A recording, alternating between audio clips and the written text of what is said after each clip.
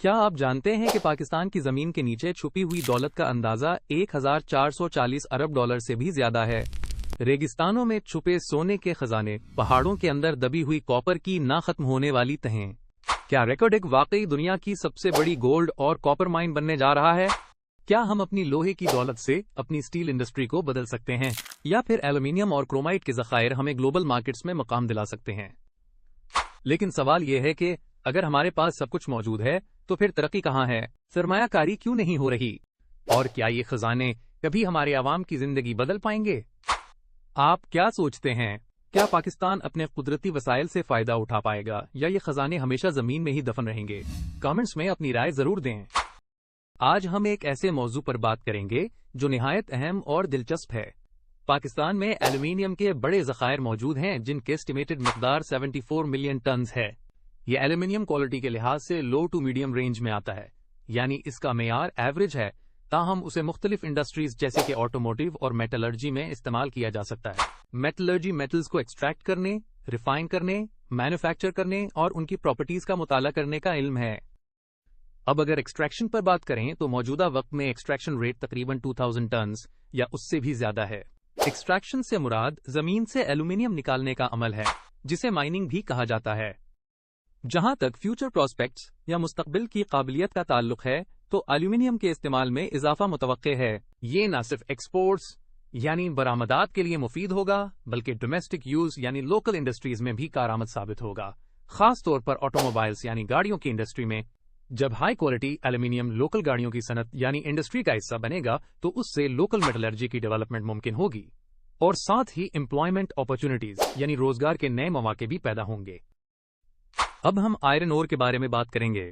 پاکستان میں اس قیمتی منرل کے تقریباً 900 ملین ٹن ذخائر موجود ہیں، جن کی کوالٹی معمولی سے لے کر اعلیٰ درجے تک پائی جاتی ہے۔ آپ یہ سوچ رہے ہوں گے کہ اتنے وسیع منرل ریزروز ہونے کے باوجود کیا یہ ہمیشہ ہمارے لیے فائدہ مند ثابت نہیں ہوں گے؟ لیکن مسئلہ یہ ہے کہ موجودہ ایکسٹریکشن ریٹ صرف 24,000 ٹن سالانہ ہے، جو کہ ایک دن کی پیداوار کے برابر تصور کیا جا سکتا ہے۔ اگر مستقبل میں اس ریسورس کو مؤثر انداز میں یوٹیلائز کیا جائے تو یہ نہ صرف پاکستان کی لوکل آئرن اور اسٹیل انڈسٹریز کے لیے سستا آئرن فراہم کر سکتا ہے، بلکہ سرمایہ کاری کے لحاظ سے بھی ایک بہترین موقع بن سکتا ہے۔ حقیقت یہ ہے کہ لٹل ایکسپلائٹیشن اور لو سپلائی کے باعث مستقبل میں آئرن اور کی ایکسپورٹ کی امید بہت کم نظر آتی ہے۔ پاکستان میں کاپر ڈپازٹس بھی موجود ہیں، جن کی مقدار تقریباً 1900 ملین ٹنز ہے، اور یہ مختلف کوالٹیز میں دستیاب ہیں، یعنی لو سے لے کر ہائی کوالٹی تک۔ یوں سمجھ لیں کہ یہ ڈپازٹس ایک خزانے کی مانند ہیں جو ہمارے ملک کی اکانومی کو مضبوط بنانے میں اہم کردار ادا کر سکتے ہیں۔ ان ڈپازٹس کا مطلب بیسکلی یہ ہے کہ ہمارے پاس ایسے ریسورسز موجود ہیں جنہیں ایکسٹریکٹ کر کے انڈسٹریل اور کمرشل استعمال میں لایا جا سکتا ہے۔ اس وقت ایکسٹریکشن تقریباً 15,000 ٹنز کی سطح پر جاری ہے۔ اس کے علاوہ مستقبل میں انویسٹمنٹ میں اضافے کے ساتھ یہ لوکل الیکٹریکل کیبلز اور دیگر کاپر ریلیٹڈ انڈسٹریز جیسے کہ الیکٹرانکس انڈسٹری کو مناسب قیمت پر کاپر فراہم کرنے میں مددگار ثابت ہو سکتی ہے۔ اسی طرح یہ ڈپازٹس بھی مستقبل میں ہماری انڈسٹریل پروگریس کا ایک اہم حصہ بن سکتے ہیں۔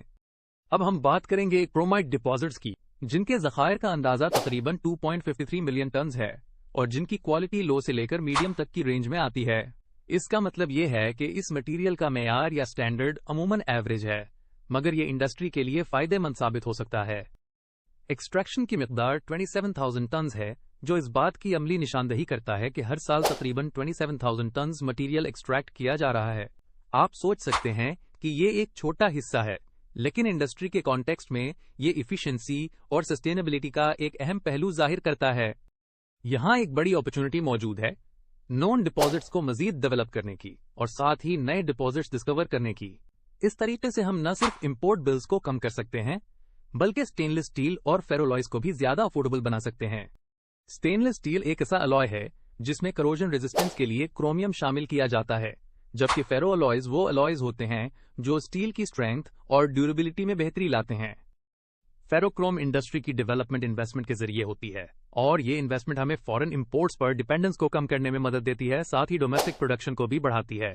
لہٰذا فیروکروم انڈسٹری میں انویسٹمنٹ کر کے نہ صرف ہم امپورٹ بلز میں کمی لا سکتے ہیں، بلکہ ہم اکنامیکل گروتھ اور سسٹینیبل پروڈکشن کو بھی فروغ دے سکتے ہیں۔ یہ ایک ون ون سچویشن ہے جہاں نون ڈپازٹس کی ڈیولپمنٹ اور نئے ڈپازٹس کی ڈسکوری دونوں انڈسٹریل ڈیولپمنٹ اور کنزیومرز کے فائدے میں براہ راست کردار ادا کرتے ہیں۔ اب ہم بات کریں گے گولڈ ڈپازٹس کے بارے میں، جن کی مقدار تقریباً 11.2 ملین آؤنسز ہے، مگر ان کی کوالٹی کم ہے، یعنی یہ لو گریڈ ہیں۔ چگائی ڈسٹرکٹ پاکستان کے اہم علاقوں میں شمار ہوتا ہے، جہاں سینڈک اور ریکوڈک مائنز کو خاص اہمیت حاصل ہے۔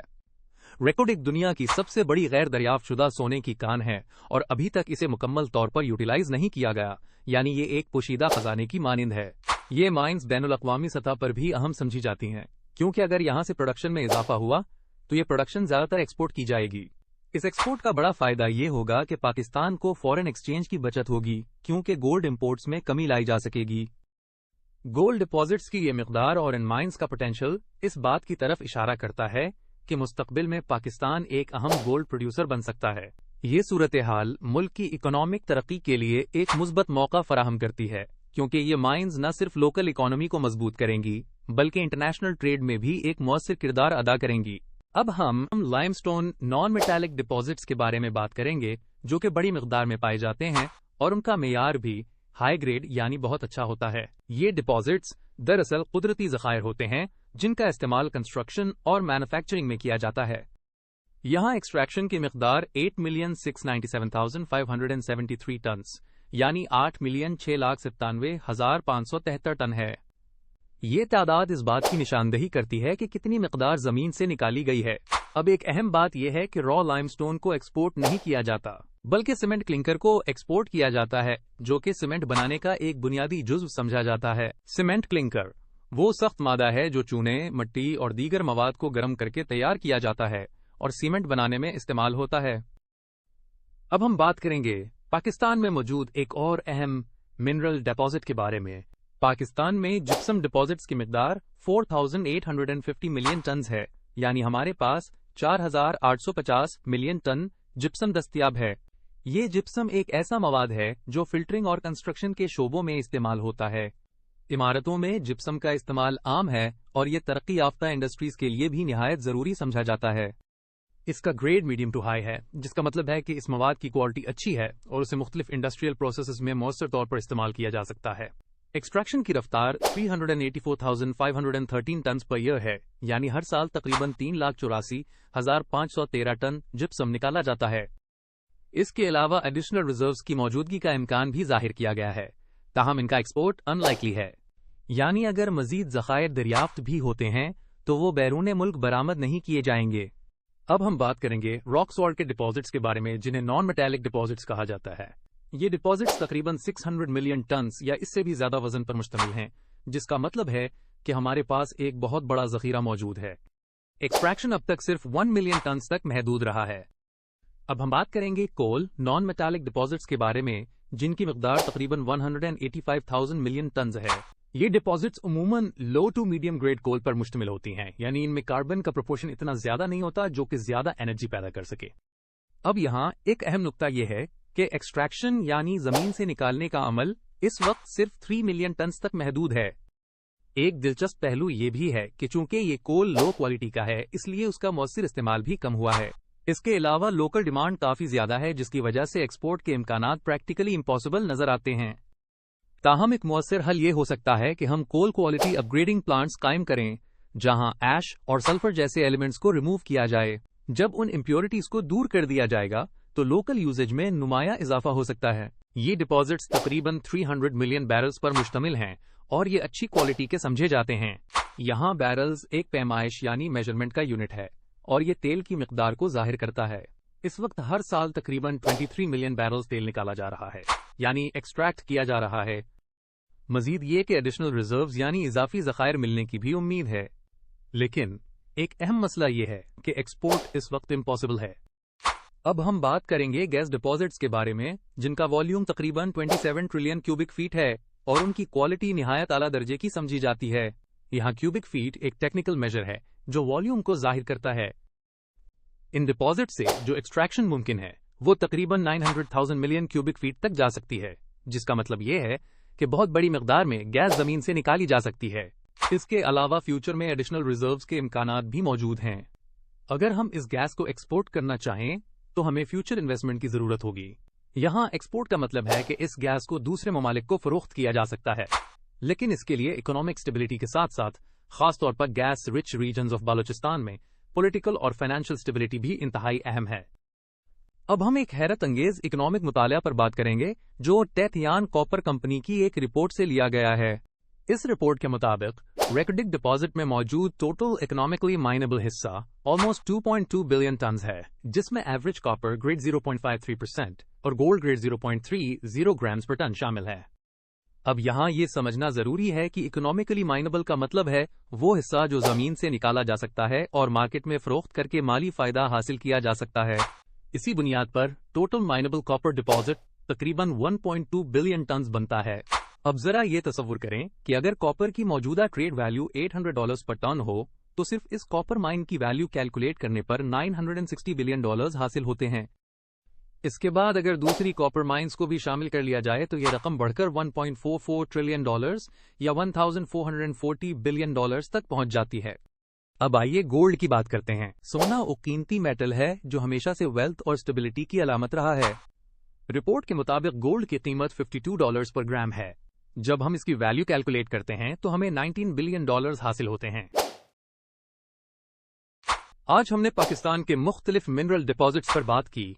हमारी डिस्कशन में aluminium, iron ore, copper, chromite, gold, limestone, gypsum, rock salt, कोल, ऑयल, गैस और टेथियान कॉपर कंपनी की रिपोर्ट शामिल हैं। हमने इन डिपॉजिट्स की मिकदार, क्वालिटी और एक्सट्रैक्शन रेट पर भी रोशनी डाली। मिसाल के तौर पर हमने देखा कि एल्यूमिनियम के 74 मिलियन टन्स के डिपॉजिट्स हैं, आयरन ओर में 900 मिलियन टन्स के डिपॉजिट्स हैं और एक्सट्रैक्शन रेट 24,000 टन्स है। कॉपर के 1900 मिलियन टन्स के डिपॉजिट्स हैं और एक्सट्रैक्शन 15,000 टन से जायद है। क्रोमाइट की 20.53 मिलियन टन्स एक्सट्रैक्शन है और गोल्ड में 11.2 मिलियन आउंसेस के डिपॉजिट्स के बावजूद लो ग्रेड क्वालिटी का जिक्र किया गया। इसी तरह लाइमस्टोन और जिप्सम के बड़े जखीरों का जिक्र हुआ, जबकि रॉक सॉल्ट में एक्सट्रैक्शन 1 मिलियन टन्स तक महदूद है। कोल डिपॉजिट्स की कम क्वालिटी और लिमिटेड एक्सट्रैक्शन पर भी बात हुई। ऑयल डिपॉजिट में एक्सट्रैक्शन 23 मिलियन बैरल्स है, जबकि गैस डिपॉजिट्स का वॉल्यूम 27 ट्रिलियन क्यूबिक फीट बयान हुआ। आखिर में टेथियान कॉपर कंपनी की रिपोर्ट में रेकॉर्डेड डिपॉजिट से लिंक्ड इकोनॉमिक प्राइसेस और कॉपर और गोल्ड की कैलकुलेटेड वैल्यूज पर तबादला ख्याल किया गया। ये गुफ्तगू वसाइल यानी रिसोर्सेज के केयरफुल मैनेजमेंट की अहमियत को जाहिर करती है। क्वेश्चन 1, पाकिस्तान में एल्यूमिनियम के वसाइल यानी रिसोर्सेज का एस्टिमेट क्या है? Option A 74 million turns, option B 50 million turns, option C 100 million turns, option D 80 million turns. Answer 1, option A 74 million tons. Question 2, iron ore का extraction rate क्या है? Option A 24,000 tons, option B 26,000 tons, option C 30,000 tons, option D 50,000 tons. Answer 2, option A 24,000 tons. Question 3, टेथियान copper company की report के मुताबिक copper mine की calculated value क्या है? Option A 960 billion dollars, option B 1 trillion dollars, option C $500 billion, option D $200 billion. Answer 3, option A $960 billion.